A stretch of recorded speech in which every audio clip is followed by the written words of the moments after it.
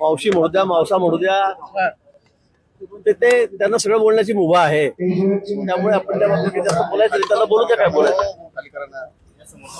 त्यांना काय बोलायचं ते बोलू द्या, कारण त्यांना सगळे बोलण्याची मुभा आहे. ते काल बघितलं तुम्ही काय काय ते शिव्या करतात, काय काय बोलतात. त्यामुळे त्यांना सगळी मुभा आहे, त्याने ते बोलावं.